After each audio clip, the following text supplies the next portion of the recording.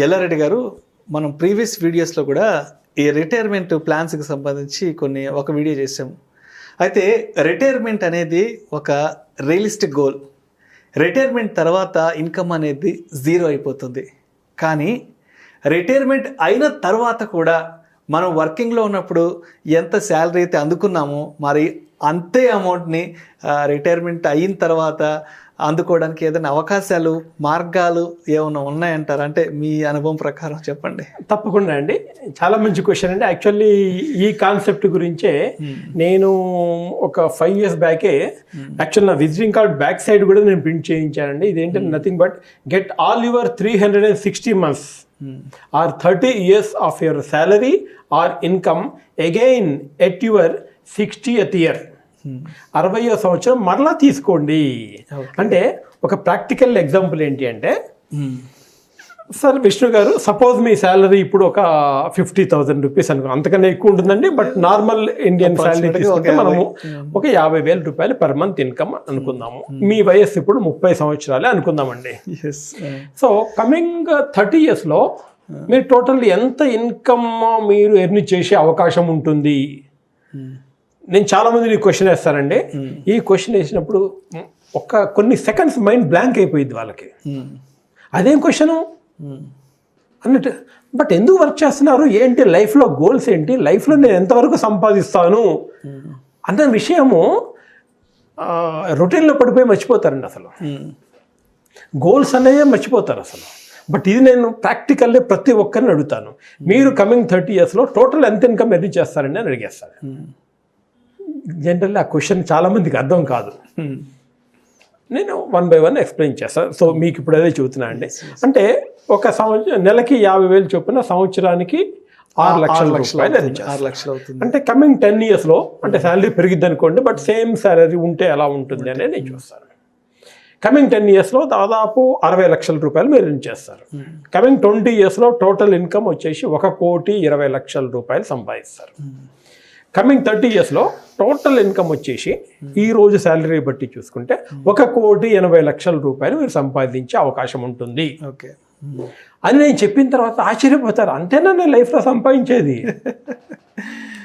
To be frank, చాలా మంది ఇది నేను practical what I'm saying is, నేను రెగ్యులర్లీ రోజు నేను మా కస్టమర్స్కి చెప్పేదేనండి. ఇవన్నీ కూడా కస్టమర్స్ నాకు నేర్పించేదే, నేను కొత్తగా నేర్చుకోలేదండి. సో ఒక ఆయన అడిగాడు, సార్ మాకు ఇంత సంపాదిస్తున్నాము, తెలియకుండా ఎక్కడికి వెళ్ళిపోతున్నాయో తెలియదు. గ్రాస్ అనుకుంటాము, బట్ నెట్కి వచ్చేపటికి చేతిలో ఏమీ ఉండడం లేదు అన్న వాళ్ళకి ఒక సింపుల్ సలహా ఇచ్చారండి. మీరు ఇన్కమ్ ఎర్న్ చేసిన రోజు నుంచి జస్ట్ ఒక 3,200 రూపాయలు మీరు పక్కన పెట్టేసేయండి. ఓకే, ఎవరి కోసము? మీకోసం మాత్రమే. మీ నెక్స్ట్ జనరేషన్ కాదు, ఇంకొకరికి కాదు, మీకోసం మాత్రమే. ఎందుకు అంటే జస్ట్ 3,200 రూపీస్ ఇన్వెస్ట్ చేయడం ద్వారా మీరు లైఫ్లో ఈ 360 నెలల పాటు ఎంతైతే సంపాదించారో ఆ total amount of 1,80,00,000 rupees again మీకు మళ్ళీ మీ చేతుల్లో పెడతాను. At your 68th year me retirement రోజున మళ్ళీ మీ అమౌంట్ టోటల్ మీ చేతిలో పెట్టేస్తాను. ఓకే, ఎలా ఉందండి concept? So depends on the salary and depends on the future ఎంత గ్రో అయ్యిద్ది అనే దాన్ని బట్టి ఇప్పుడు నుంచే మనం స్టార్ట్ చేయడం ద్వారా అంటే హార్డ్లీ ఎంతంటే ఒక less than 5% of your income, అది ప్రత్యక్షంగా ప్రాక్టికల్లీ మీకోసం మాత్రమే మీరు సేవ్ చేసుకోండి. ఎందుకంటే ఈ సంసారము ఒక సాగరం అంటారు చూడండి, ఒక స్టేజ్కి వచ్చేపాటికి అన్నీ మర్చిపోతాము. పిల్లలు, రీసెంట్ గోల్, పొద్దున్న లేకపోవడము, ఆఫీస్కి వెళ్ళడము అయిపోయింది. ఎప్పుడు రోజు అయిపోయిందో తెలియదు, ఎప్పుడు వారం అయిపోయిందో తెలియదు, ఎప్పుడు నెల అయిపోయిందో తెలియదు, ఎప్పుడు సంవత్సరం అయిపోయిందో తెలియదు. ఎస్పెషల్ లాస్ట్ 3 years మాత్రం ఇలా గడిచిపోయాయండి. మొత్తం సంవత్సరాలు ఈ కరోనా కాలగల్భన కలిసిపోయినాయి. లాస్ట్ 1.5 year నుంచి అసలు అయితే తెలియకుండానే అలా 10 ఏళ్ళు, 20 ఏళ్ళు, 30 ఏళ్ళు గడిచిపోయింది. ఆ తర్వాత ఏంటి నేను ప్రాక్టికల్లీ ఏం చేశాను అంటే చాలా మందికి బ్లాంక్. అట్లీస్ట్ ఫైనాన్షియల్లీ ఆ 1,80,00,000 రూపీస్ మరలా మీ 60వ సంవత్సరంలో తీసుకోండి. నెలకి 3,200 జస్ట్ 3,000 దాచిపెట్టుకుంటే స్టార్టింగ్ నుంచి మీ రిటైర్మెంట్ ప్లానింగ్ కానీ లేకపోతే మీ చిల్డ్రన్స్ ఎడ్యుకేషన్, చిల్డ్రన్ మ్యారేజ్, ఇవన్నిటితో పాటుగా ఇది కూడా మీ శాలరీ మరలా తీసుకుని ఒక ఆబ్జెక్ట్గా పెట్టుకోండి. సో ఈ దాచిపెట్టుకోవడం అనేది మ్యూచువల్ ఫండ్స్ లో సిప్ చేసుకోవాలి. Mutual fund systematic investment. So ఎస్ఐపిలో కానీ 3,200 రూపాయలు పెట్టుకుంటే ఉంటుంది. ఏదన్నా డౌట్ ఉంటే మీ నియరెస్ట్ వెల్త్ అడ్వైజర్ని కానీ ఫైనాన్షియల్ అడ్వైజర్ని కానీ కాంటాక్ట్ చేయండి, ఆర్ బ్యాంక్ని కాంటాక్ట్ చేయండి. So that they will be giving clear idea. And don't mind, నాకు కూడా కాల్ చేయొచ్చు. అయితే ఈ మ్యూచువల్ ఫండ్స్కి సంబంధించి సిప్కి సంబంధించి చాలామంది చాలా ప్రశ్నలు అడుగుతూ ఉంటారు. చెప్పండి సార్. ఇప్పుడు నెల సిప్ చేస్తున్నాం కదా, నెల ఒక 3,000 4,000 పెడుతున్నాము. ఒక 6 నెలల తర్వాత 7 నెలల తర్వాత ఏదైనా డబ్బులు ఆగిపోతే డబ్బులు ఉండవు కదా, మరి అప్పుడు ఆఫ్ చేసుకోవచ్చా, లేదంటే దాని మీద ఏదైనా పెనాల్టీ వేసుకుని మళ్ళీ కమింగ్ మంత్స్లో కట్టుకోవచ్చా అని అడుగుతుంటారు కదా. సో దీని గురించి చెప్పండి సార్. యాక్చువల్లీ ఎస్ఐపి అనేది లాంగ్ టర్మ్లో చాలా బాగుంటుంది. అది కూడా ఎస్ఐపి చేయడం ద్వారా మీరు అడిగింది ఏంటంటే మధ్యలో ఆగిపోతే ఏమన్నా పెనాల్టీ ఉంటుందా? ఉండదండి. మ్యూచువల్ ఫండ్లో ఆ ఫ్లెక్సిబిలిటీ ఎలా ఉంటుందంటే మధ్యలో ఆగిపోయినా ఏముండదు. కావాలి అంటే మీరు ఫర్దర్లీ లంసమ్గా మీరు ఇన్వెస్ట్ చేసేసుకోవచ్చు, మళ్ళీ రెజ్యూమ్ చేసుకోవచ్చు, మళ్ళీ రెజ్యూమ్ చేసుకోవచ్చు. ఇమ్మీడియట్గా పే కొంతమందికి బ్యాంక్ ప్రాబ్లం వల్ల, టెక్నికల్ ప్రాబ్లం వల్ల అయిపోతాయి. సో వాళ్ళకి పెనాల్టీ అనేది ఏముండదు మ్యూచువల్ ఫండ్ కంపెనీస్ నుంచి. But they will be losing. ఈ రోజు 2,000 రూపాయలు మీరు మిస్ చేయడం ద్వారా ఓవర్ ది పీరియడ్ ఆఫ్ 30 yearsలో దాదాపు 3 లక్షల రూపాయలు కోల్పోతారు.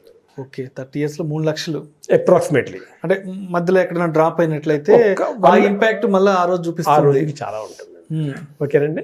సో అందుకని వీళ్ళంత వరకు ఆపకుండా ఉండడానికి ట్రై చేయండి. ఇన్ కేస్ ఏదైనా టెక్నికల్ ఏదైనా ప్రాబ్లం వచ్చినా వేరియస్ ఇన్వెస్ట్మెంట్స్ తోటి మళ్ళీ మనము ఆ అమౌంట్ని మళ్ళీ మనం వేసేయచ్చు. ఆ ప్రాబ్లం ఏమి లేదండి. పెనాల్టీ వైజ్ మ్యూచువల్ ఫండ్ ఏమి ఉండదు. But some banks May charge for it. కొన్ని బ్యాంకులు బ్యాంక్ ద్వారా వెళ్తే మనం న్యాచురల్లీ బ్యాంక్ ద్వారానే వెళ్ళాలి. ఎందుకంటే ఎస్ఐపి చేసేటప్పుడు ఏంటి అంటే మనం న్యాచ్ ద్వారా వెళ్ళిద్ది. సో కాబట్టి బ్యాంక్ ద్వారానే మనం వెళ్ళాల్సి ఉంటుంది. ఎందుకంటే ఇండియాలో అయ్యే కదండి.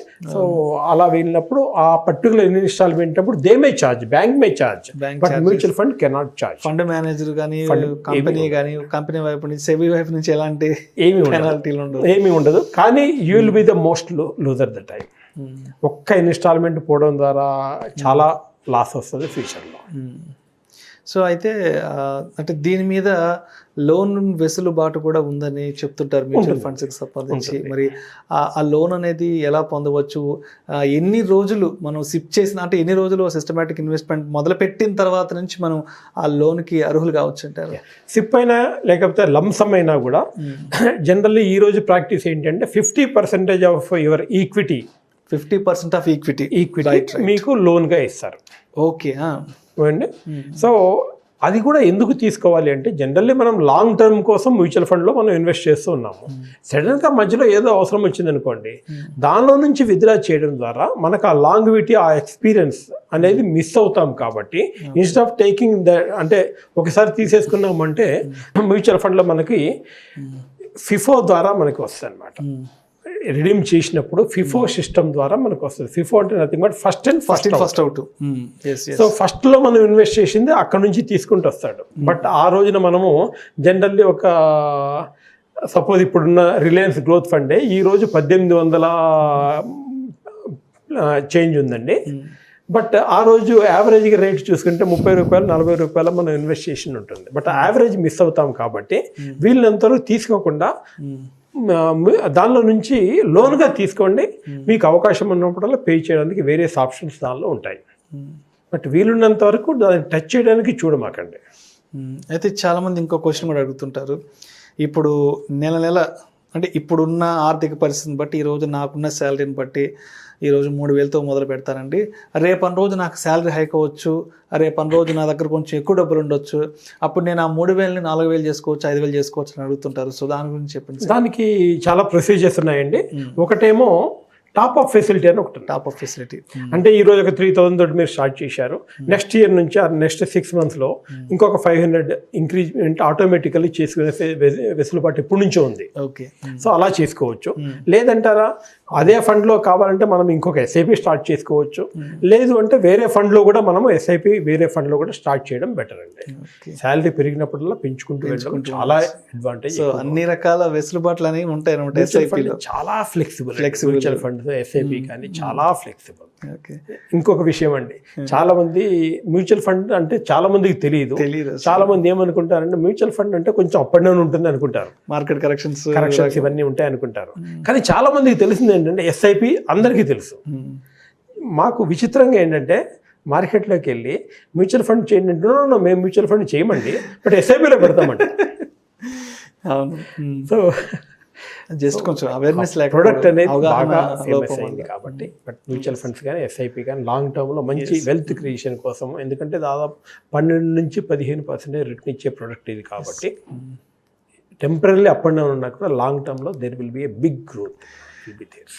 Thank you Yalla Reddy garu. Welcome sir. అంటే సిస్టమాటిక్ ఇన్వెస్ట్మెంట్ ప్లాన్ ద్వారా రిటైర్మెంట్ ప్లాన్ అనేది ఎలా చేసుకోవాలి, అదేవిధంగా మ్యూచువల్ ఫండ్స్కి సంబంధించిన సిప్లో ఎటువంటి వెసులుబాట్లు ఉన్నాయనే విషయాల గురించి చాలా డీటెయిల్డ్గా తెలియజేశారు సార్.